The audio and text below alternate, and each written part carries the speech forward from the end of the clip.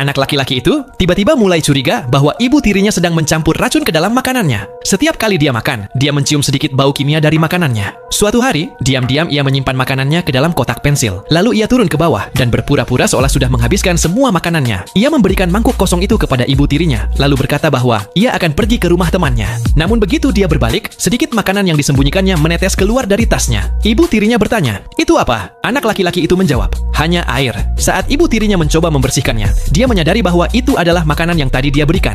Kemudian, anak laki-laki itu meminta temannya untuk menguji makanan tersebut. Tapi temannya berpikir bahwa dia hanya terlalu curiga. Saat keduanya sedang berdebat, makanan itu jatuh dan rusak. Ketika pulang ke rumah, dia menolak makan apapun. Dia melihat ayahnya makan dengan lahap dan bahagia. Anak itu berkata kepada ayahnya, "Ayah, bagaimana kalau kita tukar steak kita? Bagian saya sepertinya berlemak." Ayahnya setuju, tetapi ibu tirinya sama sekali tidak menyukainya. Melihat ekspresi tidak puas di wajah ibu tirinya, kecurigaan anak laki-laki itu semakin besar. Dia membawa steaknya ke dapur, memasukkannya ke dalam kantong, dan berteriak, "Ini buktinya, ibu tiri saya ingin meracuni saya." Saat ayahnya mencoba menghentikannya, dia mengambil pisau dan memperingatkan semua orang untuk menjauh. Melihat itu, ibu tirinya panik dan memanggil polisi. Dalam amarahnya, anak laki-laki itu berteriak, "Dia yang membuat ibu kandungku mati. Dia juga yang meracuni anjing kami. Sekarang dia ingin membunuh semua orang."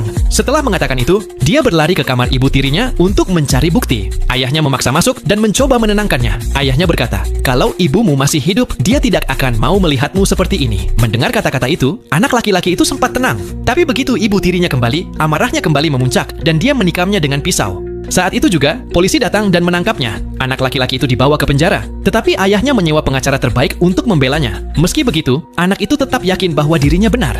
Dia teringat bahwa ketika ibunya sakit, ibu tirinya adalah perawat yang merawatnya. Namun, bukannya membaik, kondisi ibunya justru semakin parah hingga akhirnya meninggal. Anak laki-laki itu yakin bahwa kematian ibunya disebabkan oleh ibu tirinya. Setiap kali dia makan masakan ibu tirinya, perutnya terasa sakit. Tetapi para dokter tidak pernah menemukan apapun. Pengacaranya pun menyarankan agar dia menjalani evaluasi psikiater. Jika dia didiagnosis mengidap skizofrenia, dia bisa terhindar dari hukuman penjara. Demi keluarganya, anak itu akhirnya menyetujui saran tersebut. Hasil laporan menunjukkan bahwa dia memang menderita skizofrenia, dan dia kemudian dikirim ke rumah sakit jiwa. 6 bulan kemudian, ibu tirinya datang menjenguknya. Dia berkata, "Aku sudah memaafkanmu, lukaku sudah sembuh." Namun dia juga membawa kabar buruk. Ayahnya telah meninggal karena serangan jantung, dan kakak laki-lakinya kini mengalami sakit perut yang sama seperti yang dulu sering dialaminya. Mendengar itu, anak laki-laki itu marah besar dan mencoba menyerang ibu tirinya. Dia menuntut agar dibawa menemui kakaknya, tetapi petugas segera menyuntiknya dengan obat penenang agar dia tenang. Apakah benar ibu tirinya orang yang jahat? Nah, kalian bisa saksikan serial TV ini dengan judul Accused 2023.